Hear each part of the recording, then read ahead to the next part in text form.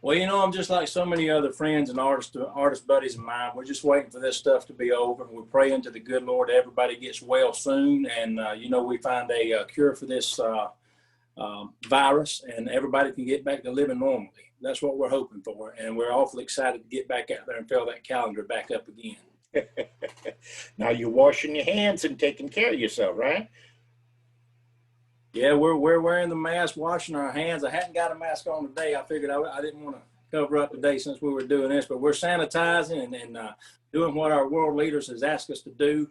And I think if everybody does that, we're going to come out and better off in the end of this thing and get it past us. Well, that's great. That's great. Well, now let's go back to the beginning. Uh, let's go back to your Alabama roots. What sort of music did you listen to while you were growing up, and what kind of music maybe made you more partial to country? Well, I really didn't have any choice. My granddaddy was a huge George Jones fan. He loved Fair and Young and Ray Price and of course George Jones and Merle Haggard. So when we were out here working on this cattle farm and peanut farm, there was always a George Jones song blasting in the cab of that old Massey Ferguson tractor.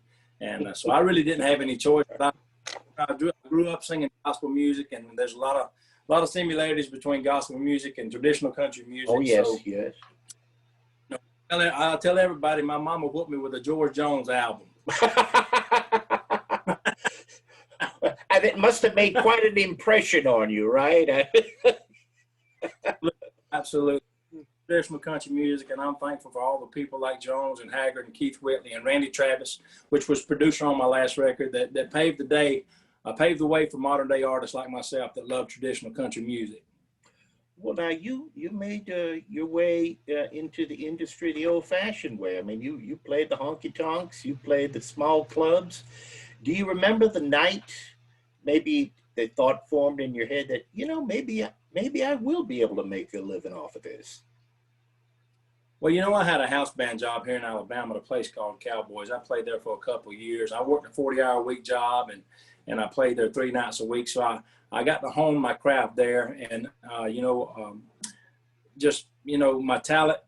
We served 3 states right there in that little old club, and I'm glad I got to do that because I cut my teeth and got out there and was able to hone my craft in front of a crowd and learn to entertain. And it didn't hurt none that I grew up. I done 7 shows with George Jones, Billy Joe Royal, so many of the older artists that come through in my back then, that I had a chance to share the stage with. So I learned a lot from those guys.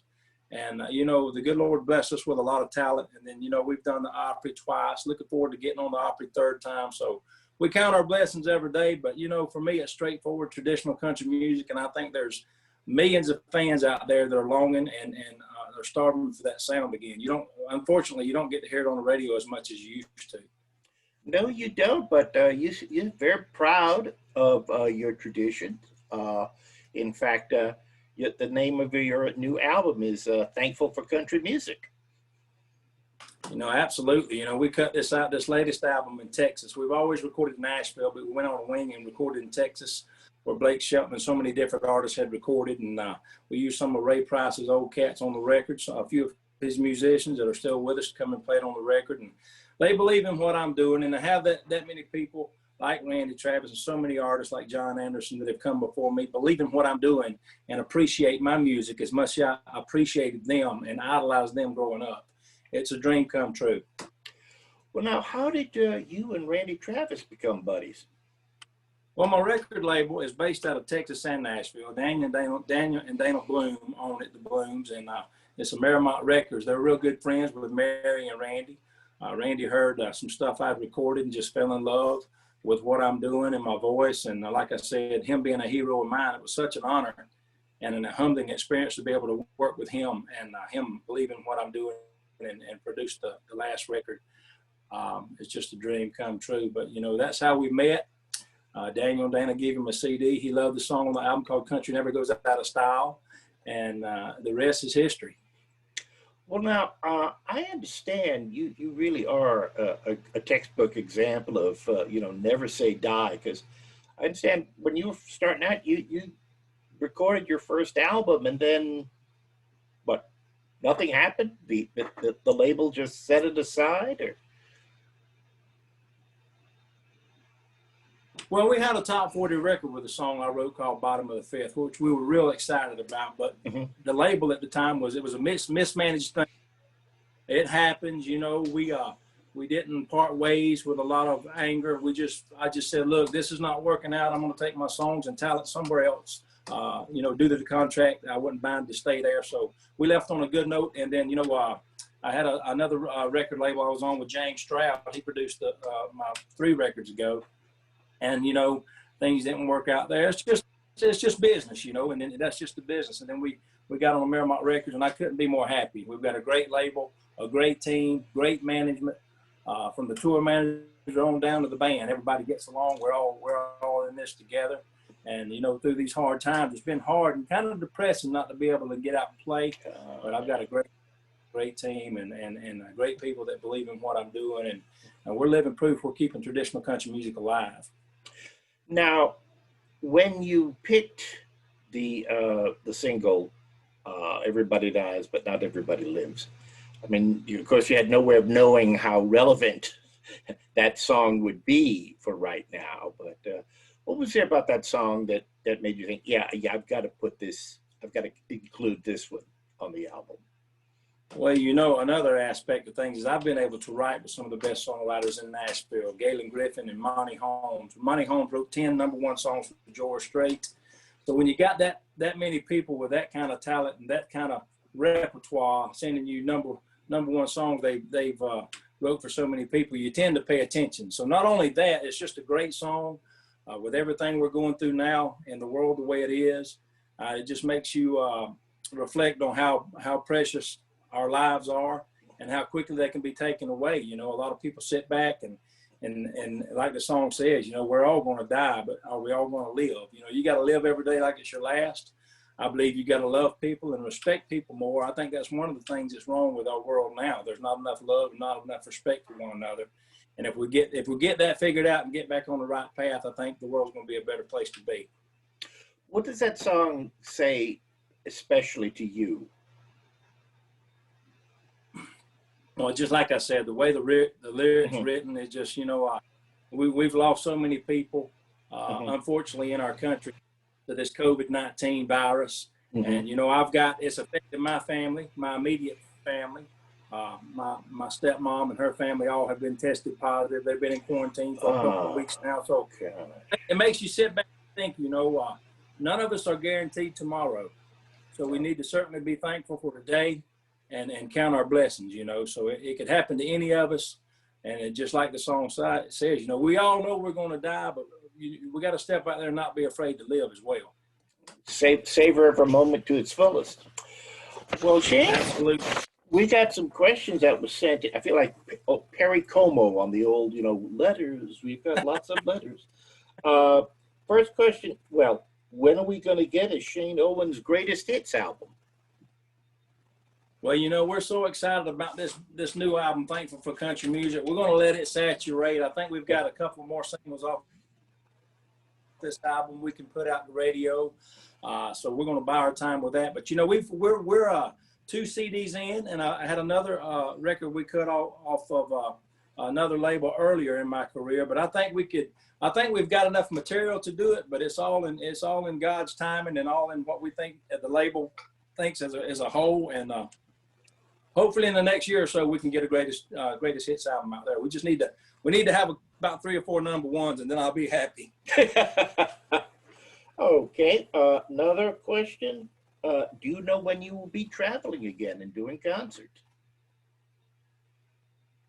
Well, as we speak now, we've got a few things are kind of opening up down here in the South more. We hope, you know, like I said a while ago, we hope everybody recovers from this. Sadly, we've lost some lives to this virus, but everybody's itching. I know I'm getting a little antsy, wanting to get back out on the road. Hopefully, you know, after the first of the year, we'll fill up that calendar again. I think things are going to still be slow the rest of this year because everybody's trying to figure out if they can get a vaccine for this and a cure for this. And everybody's kind of sitting on edge right now. So we're all just wondering. We're all guessing as a nation. But I hope tomorrow wouldn't be soon enough for me.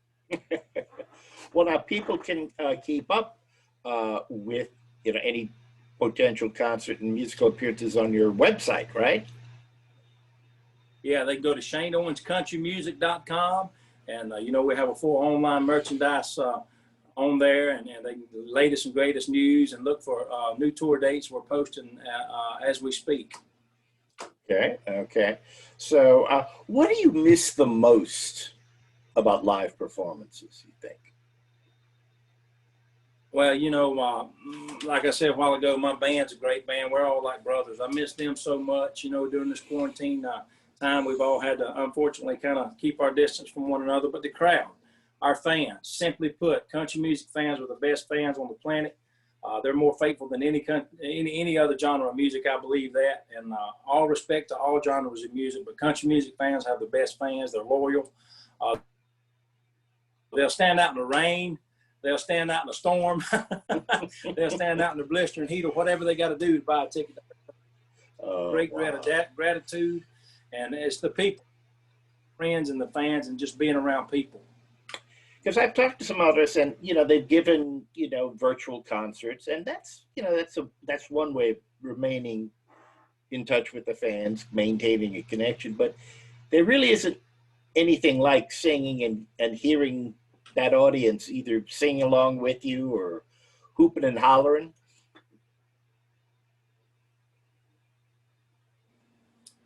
Absolutely. We've been so blessed to do some of the virtual stuff. Like every Thursday night, we do a Facebook Live show, okay. A free show for all our friends and fans from Central Time.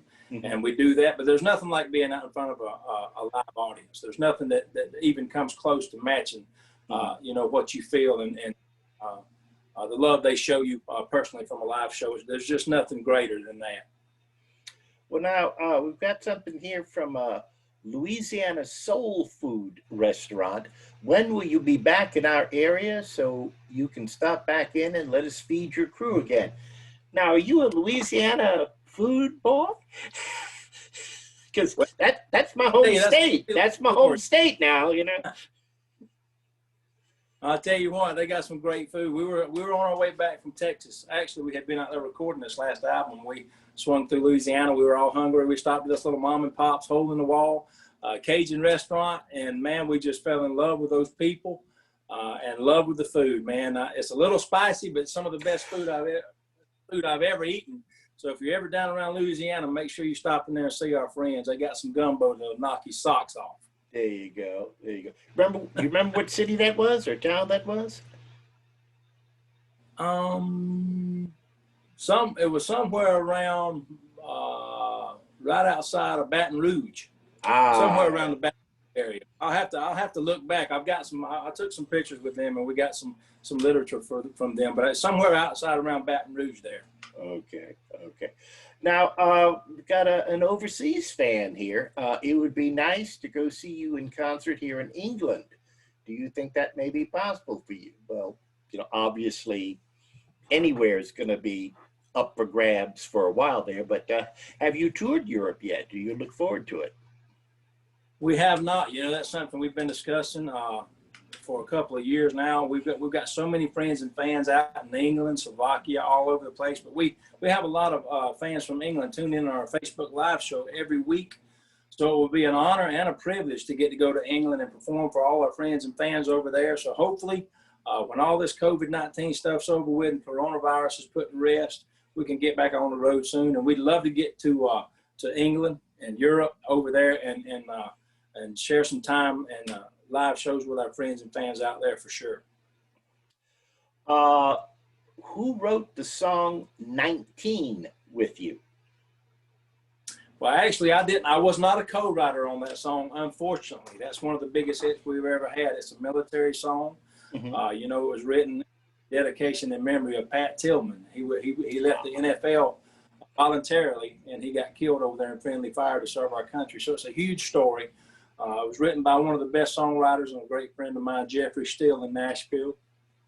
He's wrote so many #1 hits and had so many hits on artists such as myself and so many others. So it was a great honor and privilege. We still get thousands of requests for that song all the time, and it's just one of those songs that I'll cherish until my career is over one day, or until I leave this earth. I'll always always cherish the time I spent with Jeffrey, and him believing in me to deliver that song and record it in studio was an honor as well. How old were you when you started playing the guitar and singing? Well, you know, my first love in high school was football and baseball. I lettered 4 years in each sport, and I always wanted to play college football. That never worked out, unfortunately. But you know, that was my first love, and I grew up singing in the church. You know, my grandmother and grandfather and mother and father, we went to a little Baptist church here in Sampson, Alabama. Grew up singing gospel music in the choir. My mom made sure we was in the choir when we were young, and that was a lot of fun. She played piano for the church there, and I get a lot of my talent from my grandmother and my father both. He's a great singer. He's never pursued it, but musically I get a lot of my talent from that side of the family. But man, I didn't really start pursuing country music as an artist, as a full-time artist, till after I graduated high school. So there was no pressure put to bear on you by mom and dad. You know, this is nice to do on the weekends, but you know, you really should be going to accounting school or something. Well, I went and got me a degree in aviation, but Dad and Mom they always just supported me in everything I ever done, you know. So I owe them a great debt of gratitude as well. You know, I love them, and I know they love me, and they let me be myself. But I figured out quick, like, it's easier to go into a honky tonk and sing 3 or 4 hours and make money. Easier to make money that way than it is to get out and work a 40-hour-a-week job. So I'm very thankful for what I get to do for a living.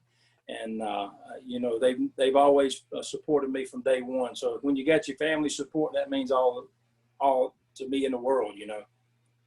You know, I've talked to some musicians over the years, country artists, and some pop and rock musicians about early places, early performances. And I would think that sometimes performing in a honky tonk, maybe things get a little out of hand sometimes. Have you been downright scared? Like, well, we're going to call it an early evening, folks. Good night. You know, fortunately for me, I've never been in that situation. You know, we played some of the biggest honky tonks around here and packed them out. And like I said, we had a little house band job here for years. That place would hold about 600. We pack them in every Wednesday, Friday, and Saturday. From Panama City to Georgia, all over Alabama. They drive to Dothan, Alabama to see us. But fortunately for me, I've never seen a whole lot of confrontation. I can't go without saying I've seen a couple of incidents, you know, where but they didn't last long. You know what I'm saying? Okay, well, that's good. That's good. That's good. That's good. Well, one last question before we'd like to hear you sing a little song for us. What is there about you, about your music, that is quintessentially an Alabama person? What do you think is the most Alabama thing about you? Well, other than the fact that I love the Crimson Tide, which everybody in Alabama can have a choice. Okay, now that doesn't count. I mean, that's either Alabama or I'll give you a big road time. Honestly, all joking aside, you know, I grew up down here on a cattle farm right outside Geneva, Alabama. Grew up on a dairy farm over there in Sampson. We always grew up farming, watermelons, peanuts, cattle, anything we had to do to make a dime. And Mom and Dad, they were both civil service over at Fort Rooker, Alabama here, a military base we got here. They both retired from there. And just growing up down here and hanging out with my granddaddy, he loved traditional country music. He loved George Jones and Haggard and you know, Vern Gosdin, Ray Price, so many different others. That's where I get my inspiration and for traditional country music from. And being from the South, you know, I tell everybody, I wouldn't take anything for it. You know, I grew up on that traditional country music sound, and luckily got to traveling back and forth to Nashville, and a lot of people started paying attention. I got a lot of interest from a lot of labels, but I'm glad to be on the Merrimont Records right now. I call that label home, and we're just counting our blessings every day. We got a great single out on the radio right now that's climbing the charts. It's already charted, so we want to see what this thing can do, and we just want to get back out there on the road so we can be in front of all our friends and fans and play our country music live like we love to do. Well, Shane, before we go, we'd we'd really appreciate it if we could hear a song from you. We'll do the new single.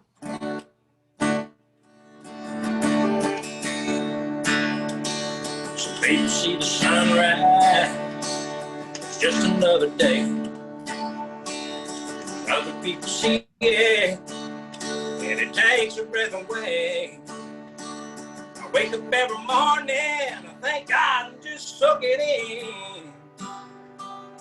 Everybody dies, while everybody lives. Some people see the forest, some people see the trees. I leave my eyes wide open, I don't want to miss a thing. Life is just a moment, gonna get all I can get. Everybody dies, while everybody lives. You know, living in the moment, way overused for shame. And I don't want to waste a breath, 'cause everyone's a gift. Everybody dies, while everybody lives.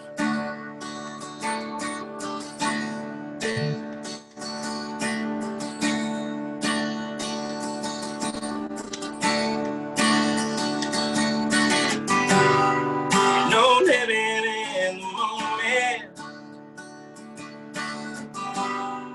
way overused for shame. And I don't want to waste a breath, 'cause everyone's a gift. Everybody dies, not everybody lives. Everybody dies, not everybody lives.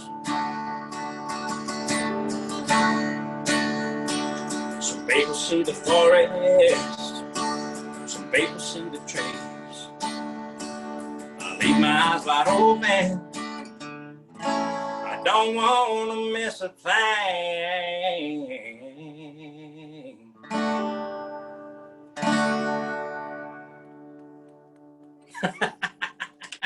Ladies and gentlemen, Shane Owens Unplugged. Unplugged. Thank you very much, sir. And our thoughts and prayers go out to your family. We hope everybody is going to get better soon and you'll all be able to get together. Hopefully Thanksgiving, maybe. You'll have something to be thankful for. Absolutely, man. We're looking forward to getting to do a little deer hunting right now. I can't thank you guys enough for having us on. God bless you, and thank you for what you do for artists like me in country music. And we appreciate your support. Continued good luck to you, sir.